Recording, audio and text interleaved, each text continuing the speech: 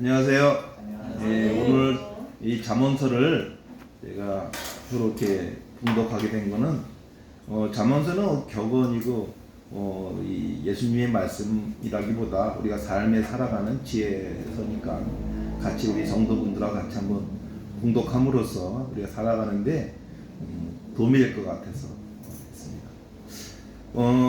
이 사람이 제일 항상 화근이 되는 거는 이 새치혀입니다. 좋고 바르게 쓰이면은 참 좋은 도구인데 안 좋은 도구로 쓰면 이 사람의 칼을 찌르는 것보다도 더 고통스러움을 주는 게 이 새치혀의 말이라고 생각합니다. 우리가 이 돈도 하나 들지 않는 이 말을 하는데 칭찬을 아끼는 사람들이 있잖아요. 이거 돈 드는 거면 좀 고민 좀 해봐야 되겠는데 돈도 안 드는 이 새치혀로 이 칭찬보다는 험담을 하게 되면 참 이거 하나님이 주신 도구를 잘못 쓰고 있는 거죠. 모든 복은 이 새치혀에서 저는 나온다고 봅니다. 모든 복은 우리가 음식을 아주 잘하는 것보다 말을 예쁘게 하는 게 더 낫고요. 아무리 돈이 많아서 선행을 써도 그 입에서 나오는 게 선행치 못하다면 아무리 쓰는 돈으로 쓰는 선행도 이 예쁜 말보다 못합니다. 그러니까 이 하나님께서 왜 공평하고 평등하냐면 가난한 사람이나 부자나 누구나 다 이 말을 할 수 있게끔 줬기 때문에 그렇습니다. 그러니까 이 좋은 말을 써야 되는데 이게 험담이나 흉을 보는 데 쓰게 되다 보면은 그게 고스란히 다시 본인한테 돌아온다는 거죠. 너만 알아 그러면 너만 알겠습니까? 다 합니다. 이거 비밀인데 너만 알아.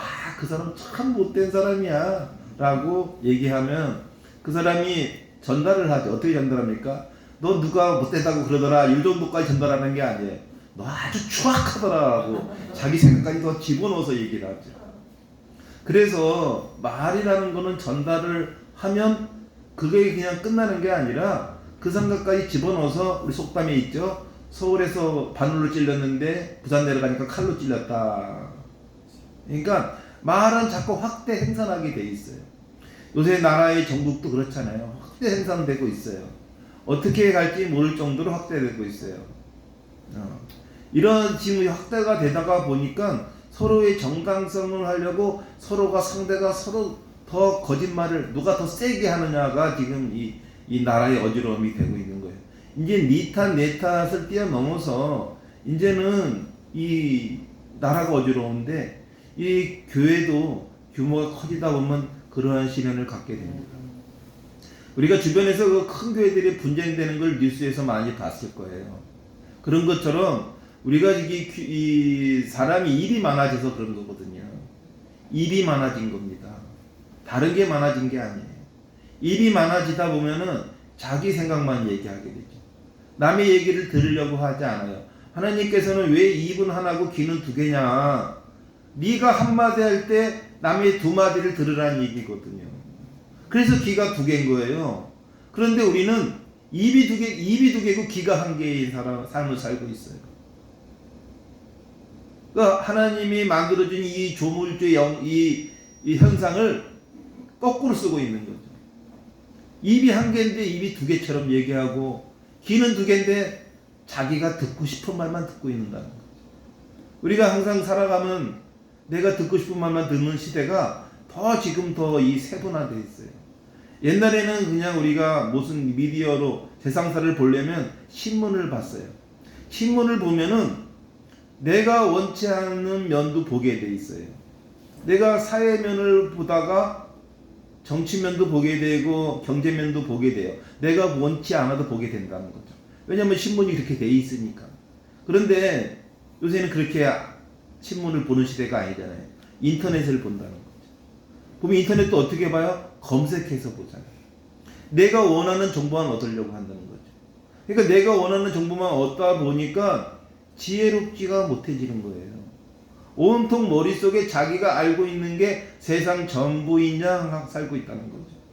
그러니까 상대는 무조건 틀렸고 나는 무조건 옳은 거예요. 우리가 이 교회도 그렇습니다. 교회를 오래 다니면 어느 한 교회에 오래 다니잖아요. 그러면 그 목사님의 가스라이팅을 당해서 그 목사님이 하는 게 무조건 맞다고 생각해서 다른 교회에 가면은 저 목사 왜 그러지? 라고 생각해요.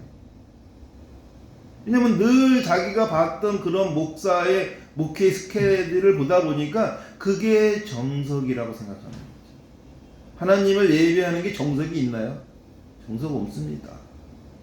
우리가 영적으로 이렇게 항상 깨어있고 하나님을 영접하려는 마음 자세가 돼 있으면 그것이 교회입니다. 예수님께서 우리가 뭐라 그랬습니까? 우리 몸이 예수님께서 사람의 몸으로 잉태해서 이 세상에 있다가 가신 것처럼 우리의 개개인이 다 성전이라는 거죠.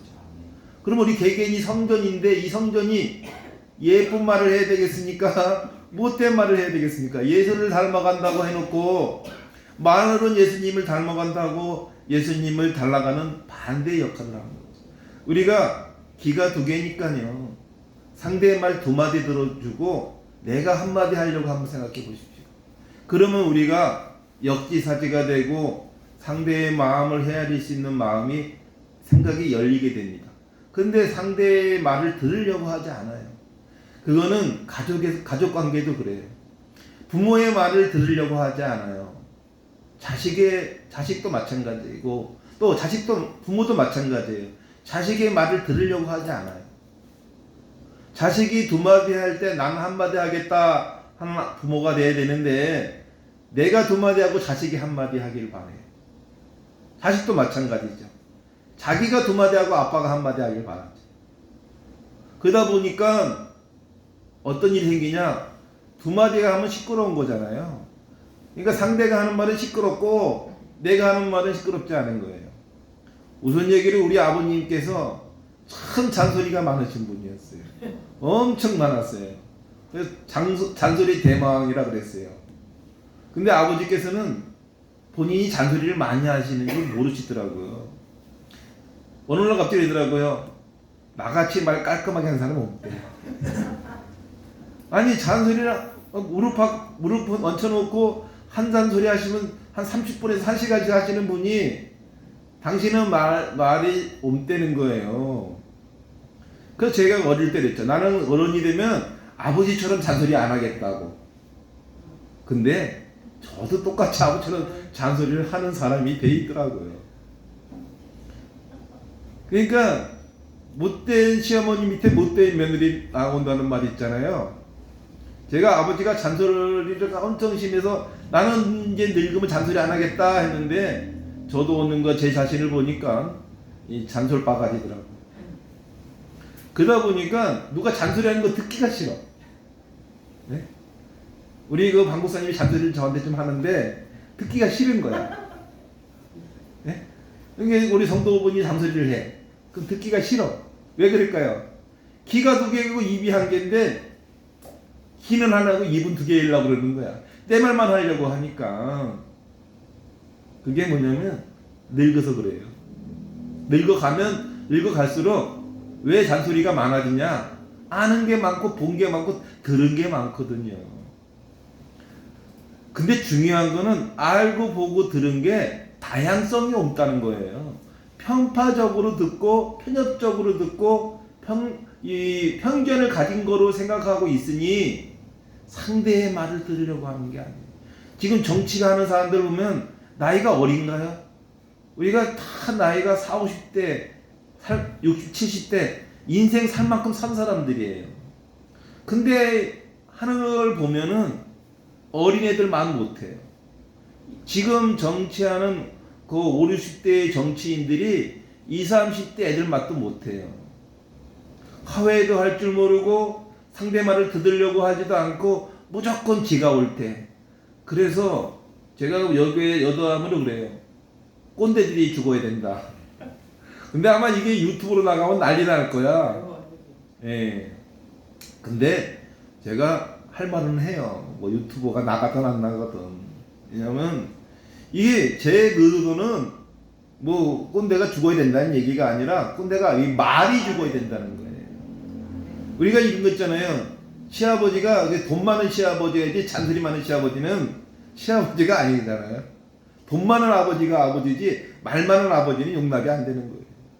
근데 우리가 항상 그랬죠. 부자가 봉사를 하는 것보다 예쁜 말을 하는 게 더 좋다 말하는 것처럼 자녀에게 이 돈을 잘 주고 잘 쓰는 것보다 자녀에게 예쁜 말을 하는 게 좋고요.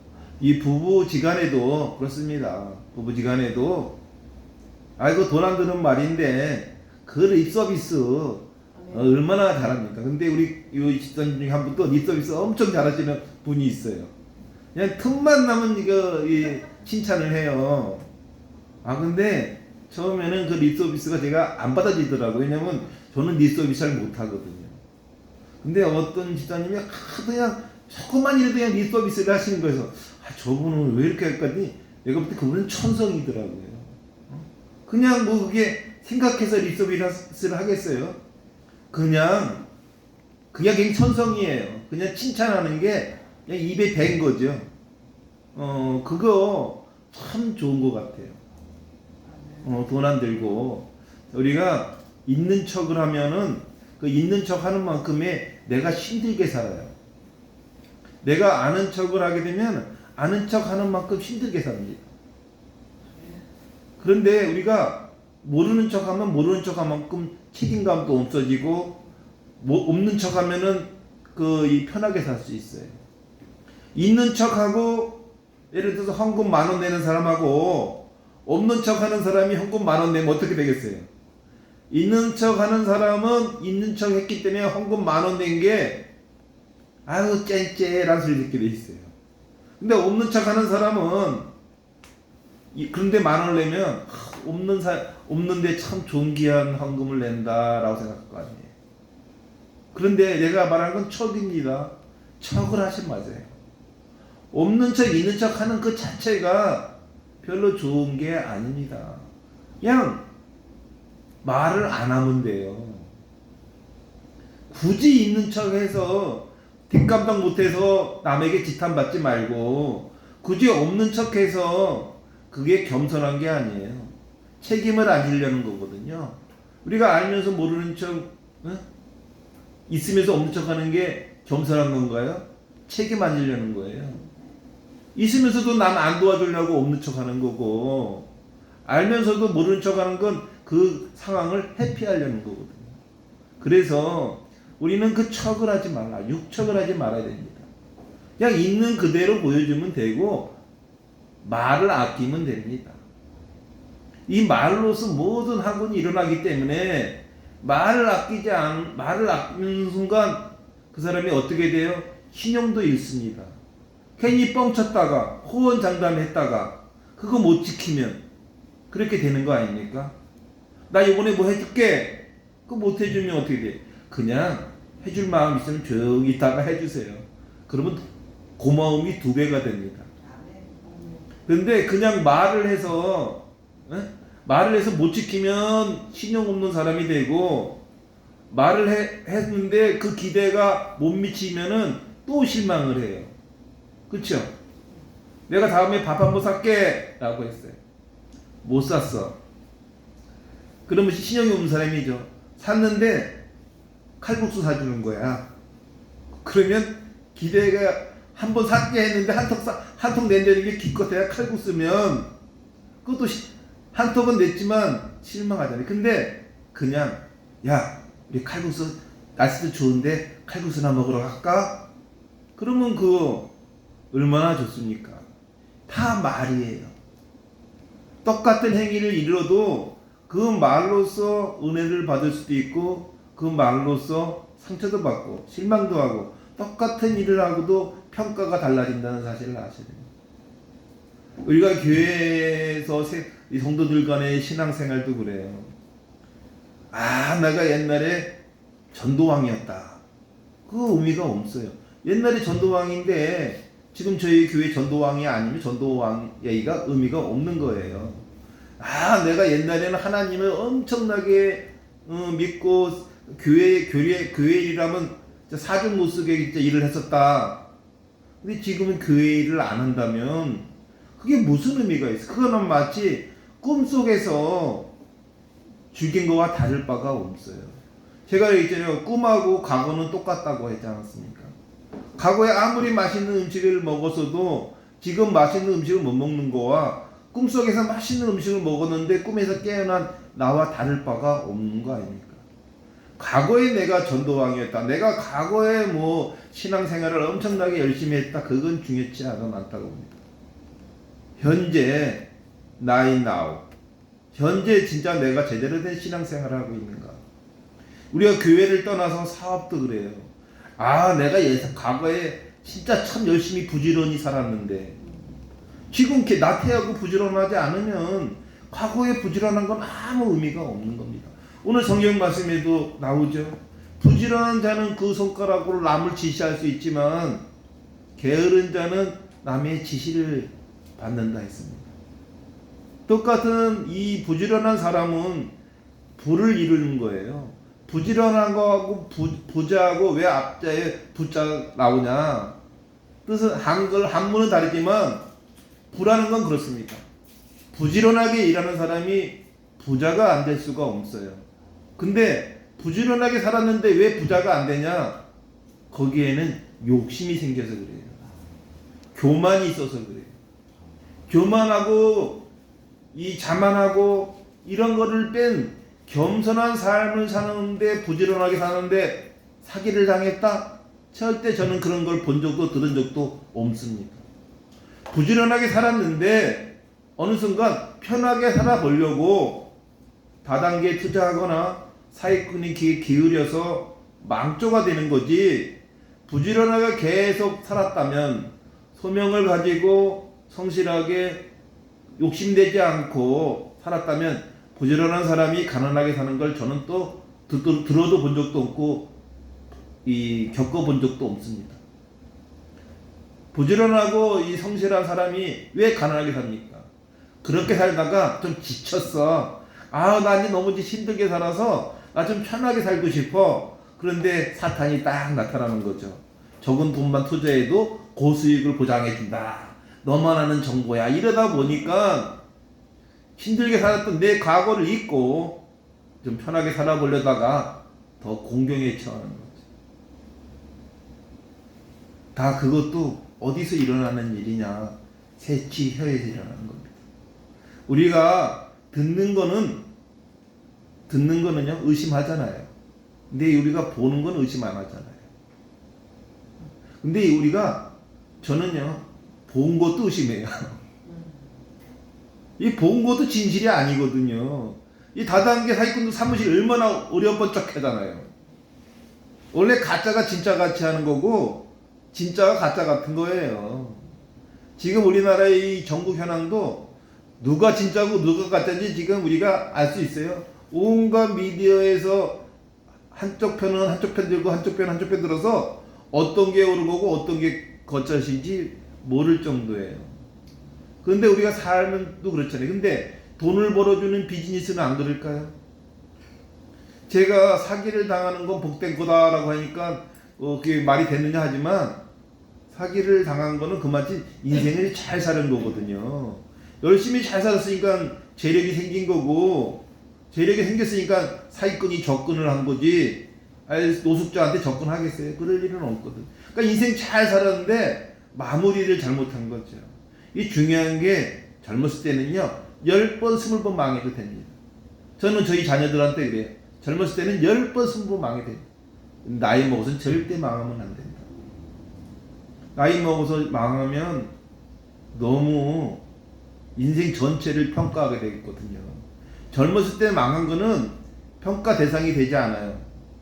근데 나이 먹어서 망하면 그 인생 전체를 평가받게 돼 있어요. 한번 생각해 보십시오. 저도 30살 때 쫄딱 망했지만 지금 그 상황을 유지하지 않으니까 지금은 이렇게 목회에 있지 않습니까? 그리고 회장으로서 14년을 있었고요. 그런데 제가 지금 만약에 보증금 114원짜리 월세방까지 쫓겨나는 사업이 망했다고 보세요. 저 인생 전체가 다 루저가 되는 겁니다. 제가 살아오면서 얼마나 다양하게 화려하게 살았겠습니까? 근데도 지금 제가 만약에 보증금 114만원짜리 월세방에 사는 30살 때로 돌아간다면 저는 루저예요. 인생 전체가 루저입니다. 그래서 나이가 먹었을 때는 우리가 이렇게 쉽게 돈을 벌어준다는 유혹에 넘어가지 마시고 이 부지런한 젊었을 때의 초심으로 돌아가셔야 됩니다. 그러면 지금도 제가 늘 얘기죠. 인생 한 방이다. 한 방입니다. 돈을 꺼먹은 것도 그거 딱 중요치 않아요. 인생은 끝나야 끝난 거다. 아니 제가 여기 와서 강대단에서 목회할지 누가 알았겠어요. 예?